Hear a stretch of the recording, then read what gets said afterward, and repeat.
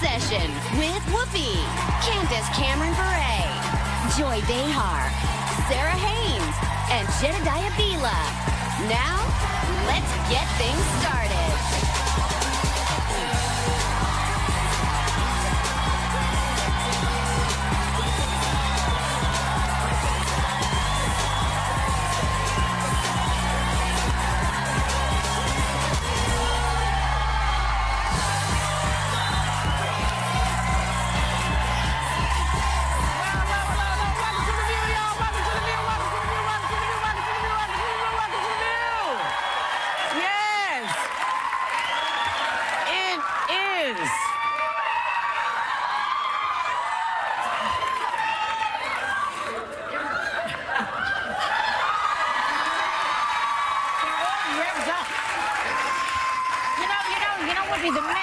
The medication that we give the audience is working. It's really working. We need some.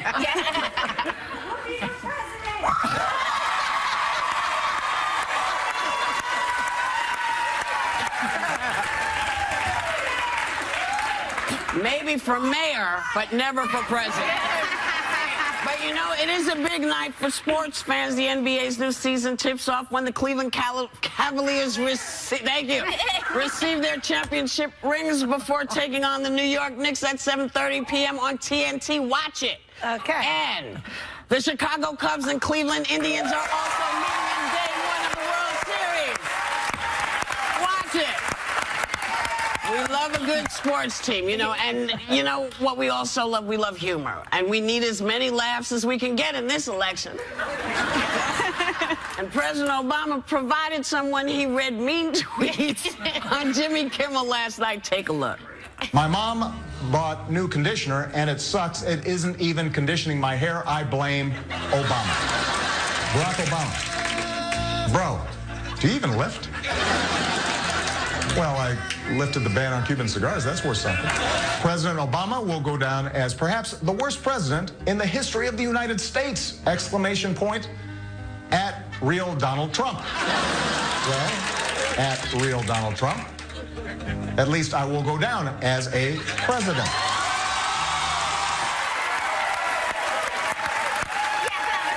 Very much a drop the mic moment. No one will be happier. No one's going to be happier than President Obama when Trump loses. No one, except for me. No, nobody's going to be happier than President Obama when he can hand this over to someone else. Oh, to someone else. Anyone. In better shape that it was handed to him. Yeah. Just saying.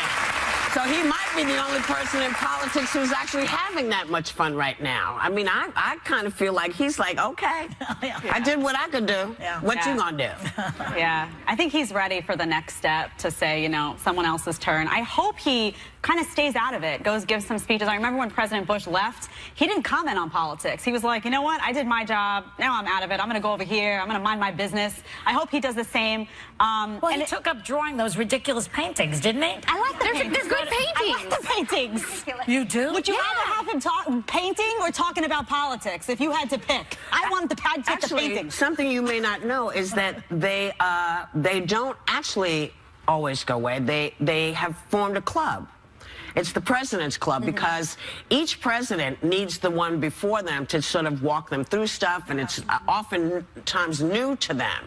So they form this club that only they belong to, and sometimes there's only one person who's, you know, who is still alive who was a president. Bill Clinton, I think, had 4 people, and it's going to be interesting because whoever wins is going to need the former president. And in that club, not one of those former presidents endorses Trump. Not one of them. All the living presidents, none of them is endorsing Trump. Did you know that? Well, but whoever wins, you know, and, you know, we'd all like our person to win, whoever that person is. But, you know, whoever it is going to need the not confidence, the what is it? council? Like Council of whoever came first, regardless of their party. And I think it's an amazing thing when you realize that they're talking to each other going, did you go through this? Was this as crazy for you? And it's like, yeah. Oh my God, to be a fly on the wall at that club meeting. Yes. I think there's a solidarity that presidents, because you have this sense of the job, I feel like, and you lay out all these plans, and then you get there and you go, oh my gosh, this is not what I thought. This is more pressure. The decisions they make when they're in those situation rooms, I think we're very, you know, as a society, we can be very judgmental of presidents, no matter who they are, but they have access to information in there that we don't have. You can never fully know what goes into those decisions, but all the presidents do. So I think Republican, Democrats, that whatever you are, there's a mutual respect there of this job is tough, and we face a lot of criticism. And we're the only ones who know. We're the only ones who knows what. It's a great. There's also a book, and I think it's called The President's Club, which is magnificent because it goes all the way back. You know, and the one who had nobody, of course, was George Washington. He was like, what happened? Nobody there. So Senator Elizabeth Warren fired up the crowd at a campaign stop for Hillary Clinton, where she took on Trump's comment that, you know, a nasty woman, that Clinton was a nasty woman. Take a look. Get this, Donald. Nasty women are tough. Nasty women are smart. And nasty women vote.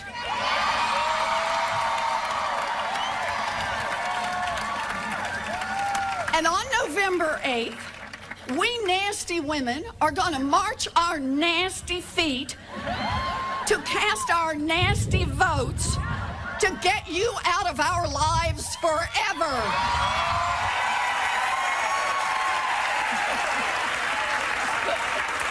Can someone explain to me, though, the reaction to the word nasty? Because I've said that about a man before, like, that's a nasty man. Like, nasty is a mean word, but I didn't understand how it's become such a talking point. The nasty, as if he called her a nasty woman. But I mean, like, what? I don't understand how, like, out of everything he says, why that caught on like a talking point. Like, I can't believe he said that. But if he had called her a bitch, we would say that bitch woman now. We would be saying bitch. It's like we own the word. We own the word. So it's specific to women? In this particular instance, yes. But that means any word that comes before President Clinton, whoops, sorry, Hillary Clinton, would be a bad thing, because I didn't understand. It seemed the response was like as if he had said, you stupid but we owned it. We're taking it. Like, good. Yeah, we're nasty. We'll show you. We're going to vote for her. Janet Jackson owned it first. Yeah. It was Janet's word.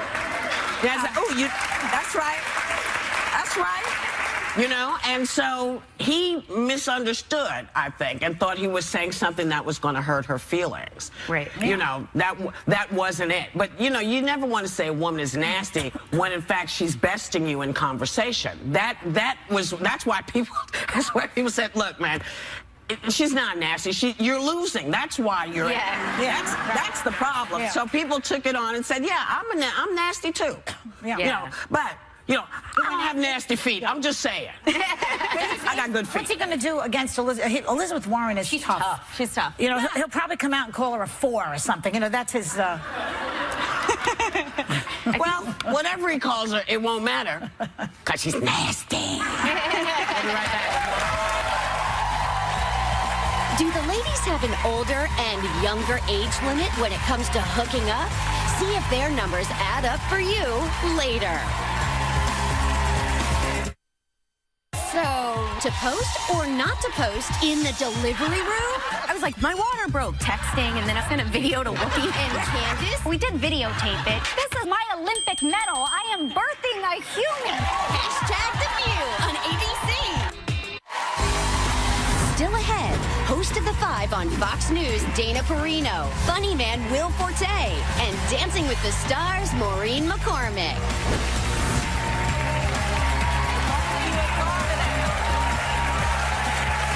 If only you had thought of that sooner. 17 million viewers turned into the season premiere of The Walking Dead. All right.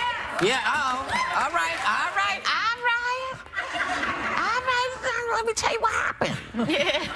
A lot of fans said it was the last time they're going to watch because they found one scene in particular so brutally violent, they're done with the show. But there is a warning before every episode, and it's a rated, you know, TVMA. And also, it's about zombies eating people.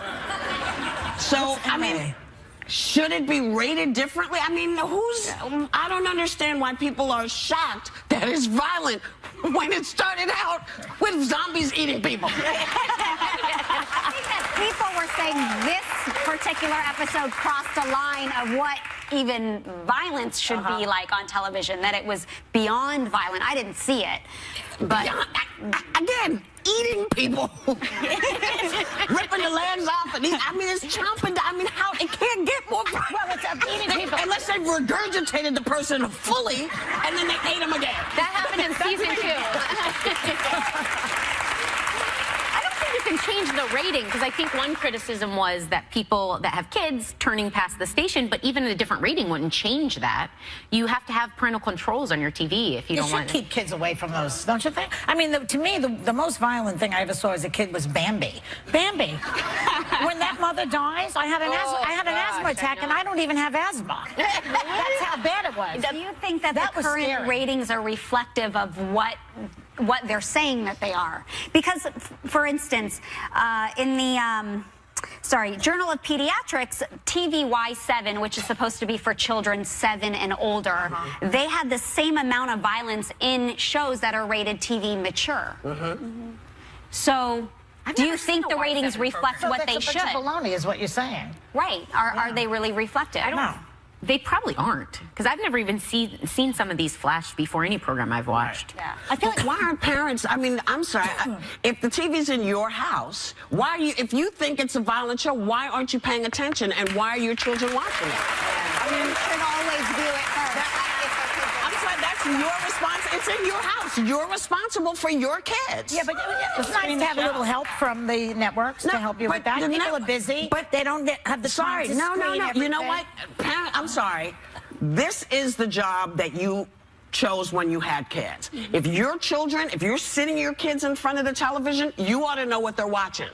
Yeah. That's your job. That's your job. I'm sorry. Yeah. You're sitting them there. Well, The Walking Dead, there's a hint. One would think. But when it's called Bambi, how are we supposed to know? No, that one got you from Bambi wasn't about the death of a mother. That's something that happened. The Walking Dead, you kind of know if the dead are walking, they might be hungry. Yeah. Go down. How about when they lock up Dumbo's mother? That's another movie that's making. You're talking about Dumbo and Bambi. There's so much happening during Dumbo that one incident that is part of the film, yeah, it might hit you, but The Walking Dead is about dead people rising up, being hungry, eating yo behind. We'll be right back.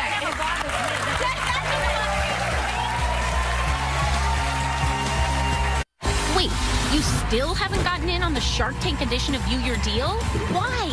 We partnered with vendors for half off some of Lori Grenier's personal picks from Shark Tank. But this is your last chance, people. So get to viewyourdeal.com right now.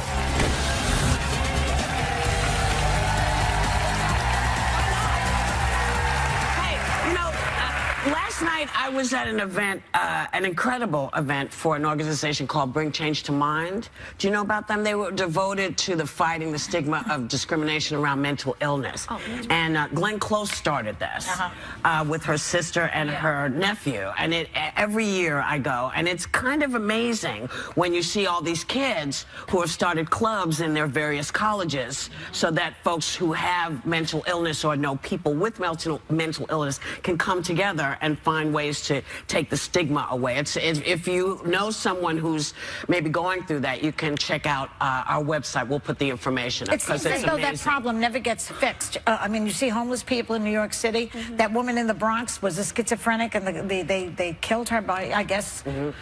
I mean, it seems to be a problem that never goes away. Even depression and anxiety and all of those around part of the reason that it feels like it never gets fixed is because people don't talk about it.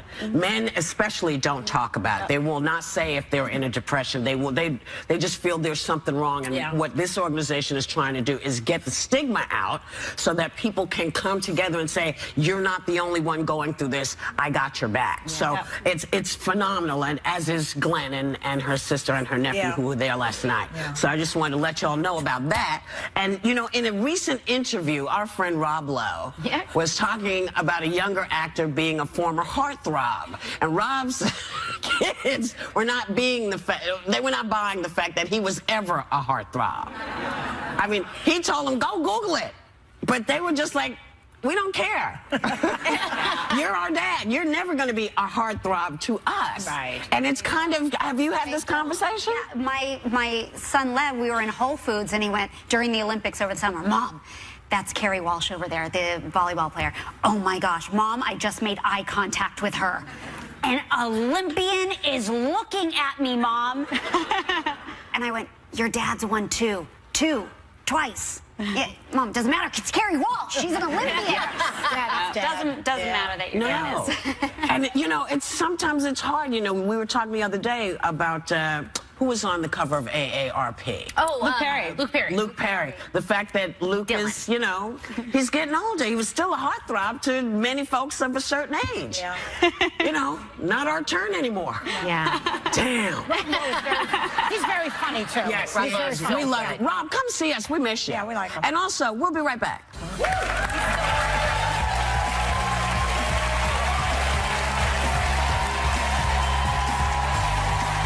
Next, host of The Five on Fox News, Dana Perino, hits the table with the biggest issues both candidates are having with American voters. Message. Joining us in Hot Topics right now is a woman who has been all over this election every day on Fox News is The Five. So please welcome my friend, my former colleague, one of my favorite people in this business, Miss Dana Perino. Thank you. I'm so excited to have you here. We've hosted together a bunch on The Five. Now you're in this set. We're going to talk some stuff. We got to talk You've moved up in the world. We used to be on the 3 a.m. show. Yep, 3 a.m. We've done it all together. But we got to dig into. I haven't gotten to dig into the Donald with you in a long time, so we got to start with him. Green room talk. Green room talk. Over the weekend, you had Donald Trump talking about his plans to sue these accusers. You're a former press secretary. You talk a lot about strategy. Is this a guy who's defending himself, or is this kind of strategy going to be political suicide for him? Yeah, I probably wouldn't have gone to Gettysburg and led with that. As a Republican, going to Gettysburg at all is a pretty bold move. Yeah, really. The substance of his speech, you know, Newt Gingrich said it was the best speech on reform that has been given since 1980 by Ronald Reagan. So for conservatives, if Republicans, if you actually read the speech or if you had a chance to see it, on that part of it, you might say, that's my kind of guy. I just don't understand why he couldn't stop himself from adding something. You know, he gets mad at the media and says, why is the media covering these women? It's like, because you keep talking about it. That's right. And you said you're going to sue them. And I truly the little believe... Italian came out in you. Yeah. Yeah. A little bit of it. I don't think there are going to be any lawsuits after the election. And I think that intimidating women from coming forward, which is partly that's a signal of that.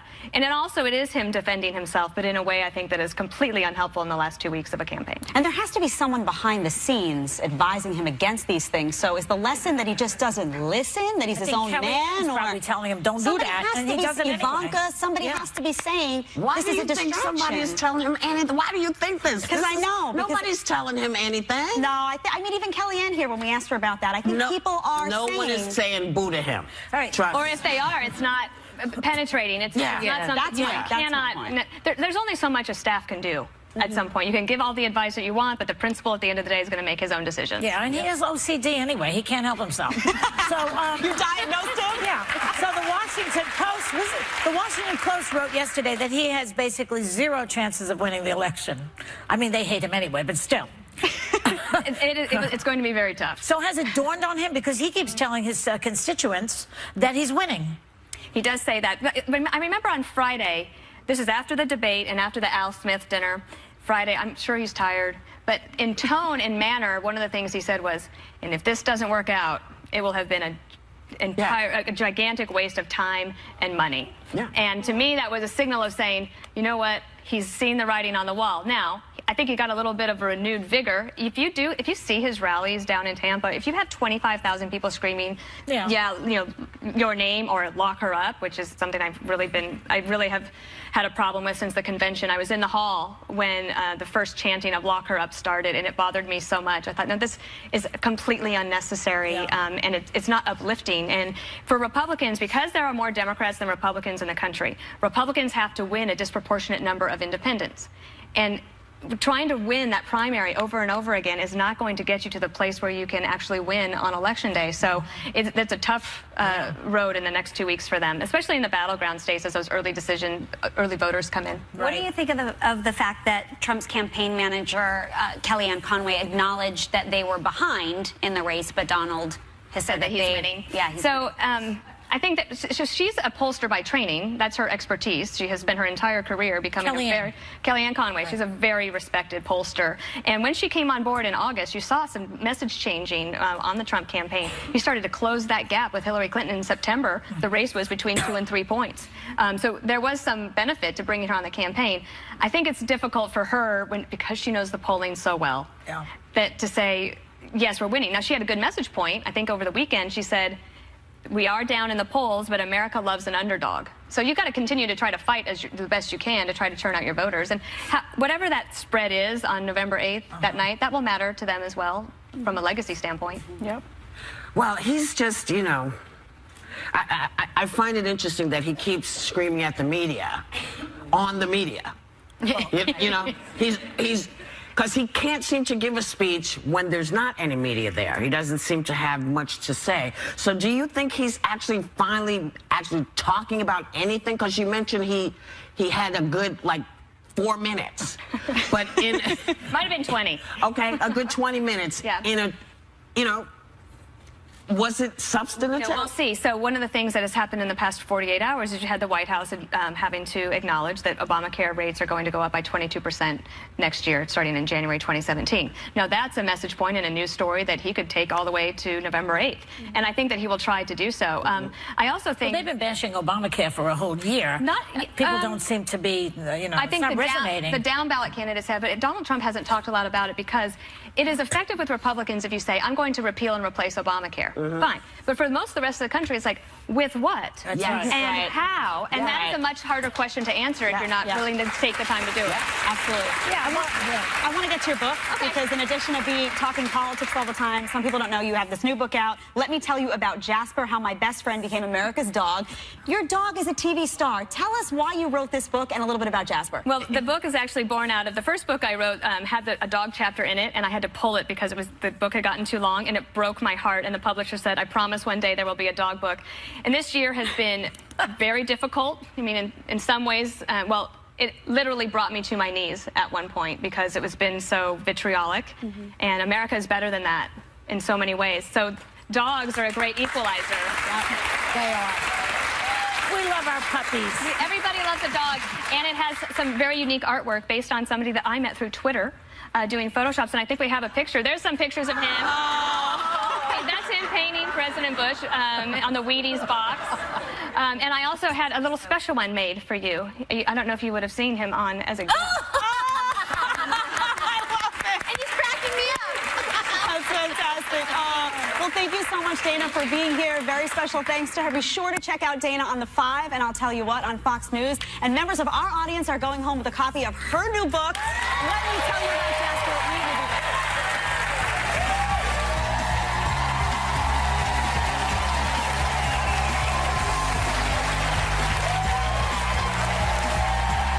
Hey there, Will Forte here to talk to the ladies about my new book, 101 Things to Definitely Not Do If You Want to Get a Chick. Well, hello there. No, I don't think so. Like that, 102 things. This week on The View, our hot topics are only getting hotter. You know it. Plus, we've got such an epic week of star power with Bill Collins, Nathan Lane, John Slattery, John Goodman, Dakota Fanning, and Ewan McGregor. You just can't miss The View. Woo! This week on ABC.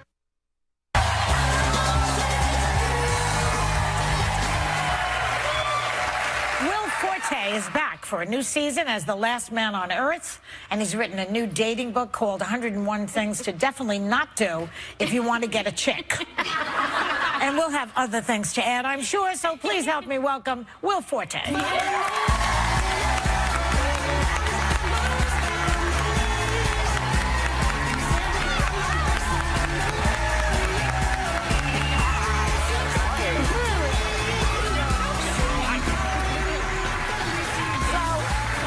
Welcome back to the show. Thank you very much. You look good. Me. Thank you. You look cute. Look at that beard game. Wow. So it was. Remember last time I was here? It was all pink and it was very different. full. Yes. Yes, this is a new you. It's a contained look. It's contained. So, you know, I heard that you and your friend had a bet about weight loss. We did. That involved Donald Trump. Yes. How'd it go? We had to reach a certain number, and we needed some kind of motivation. So whoever, if we didn't get to this certain benchmark, we had to donate $1,000 to the Trump campaign. And I did not reach the benchmark.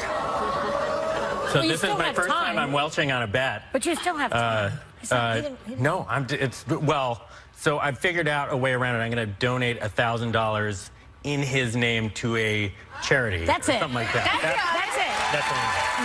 That's something he hasn't done. acceptable, right? That's an acceptable way. Yes. Yeah. Groped Women Anonymous. Jeez. Maybe I'll double the donation, yeah. So,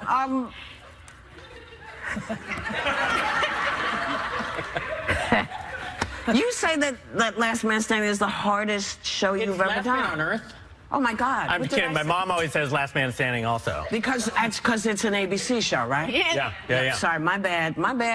No, I'm serious. My mom really does say Last Man Standing more than she says Last Man on Earth. Wow. Yeah. So you're her favorite child. Okay. Yes. No.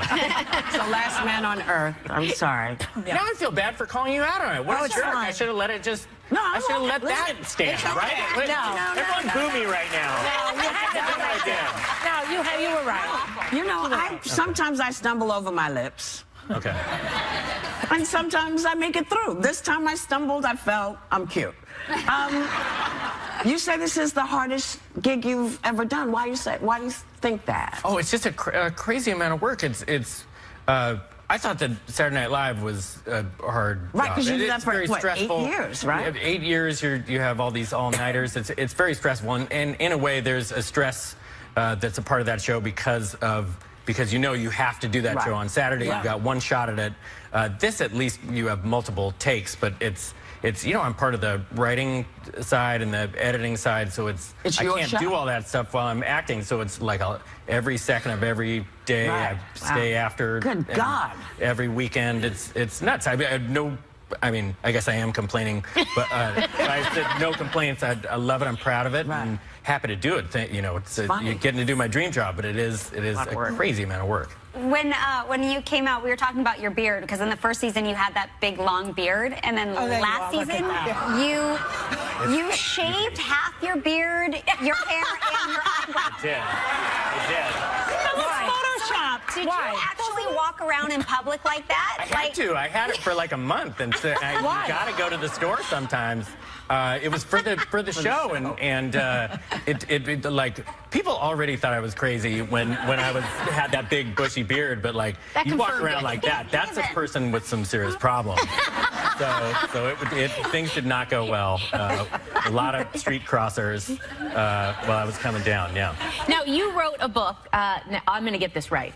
101 Things to Definitely Not Do If You Want to Get a Chick. Right. Yes. How did you come up with the idea for this? You guys called it a dating book. It's like well, not exactly, right? You'll probably well. How did I was? This was the first thing I ever wrote. I was 24 years old. That was 22 years ago. So if you're looking at this as dating advice, this is a single 24-year-old wrote it, and now I'm a single 46-year-old.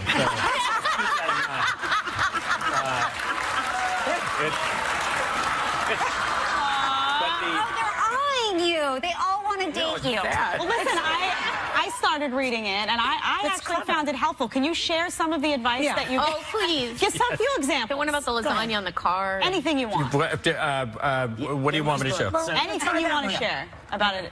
Never use cheesy pickup lines. Never use cheesy pickup lines. It's a good. Wait, why don't you read this one? I shave my ass and I keep the hair in a bag. I'd like you to have that bag. That's not good advice. Yeah. Oh my God, I love it so much. These are good. They're great. How about them? You have to see the picture. Yeah. You should share that book with me. My favorite one is. Actually, I shouldn't say it's my favorite one, because if everyone hates it, then they go, "Oh, I'm not going to buy that book." There's one in the big screen here. I've stabbed your dog to death. Would you like to have dinner? Oh yes, do not kill her pets. It's solid advice. Granted, it's very solid advice, but they're all very, very absurd things. Do these things run through your mind? At 24. Well, I mean, I guess. Like, here's the hair in a bag. This is advice for people who have extreme need of help. Yes. Like, I'm not saying this is for the normal person. This is for like people like me, 46 and single. I feel like this would work for some of the men I've dated. Can I have this book? No, he already signed it. He signed it to my son-in-law. I think he would like it. No, they're all very absurd. I think my favorite one is never take her out to dinner and attempt to pay with a pile of feathers. It's a big night for sports fans. The NBA's new season tips off when the Cleveland Cavaliers receive their championship rings before taking on the New York Knicks at 7:30 p.m. on TNT. Watch it. Okay. And the Chicago Cubs and Cleveland Indians are also meeting in day one of the World Series. Watch it. We love a good sports team, you know, and you know what we also love? We love humor. And we need as many laughs as we can get in this election. And President Obama provided some when he read mean tweets on Jimmy Kimmel last night. Take a look. My mom. Topics is in session with Whoopi, Candace Cameron Bure, Joy Behar, Sarah Haynes, and Jedediah Bila. Now, let's get things started.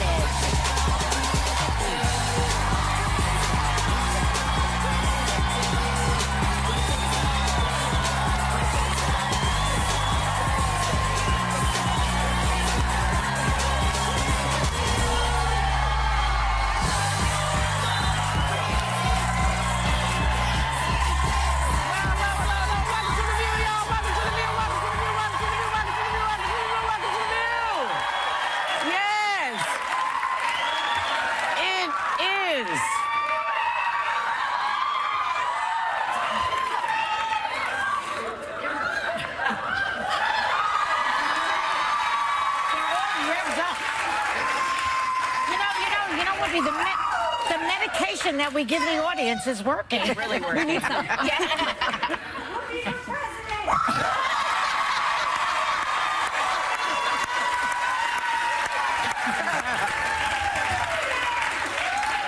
Maybe for mayor, but never for president. But you know, it is going to be happier. No one's going to be happier than President Obama when Trump loses. No one, except for me. No, nobody's going to be happier than President Obama when he can hand this over to someone else. To someone else. Anyone. In better shape than it was handed to him. Yeah. Just saying.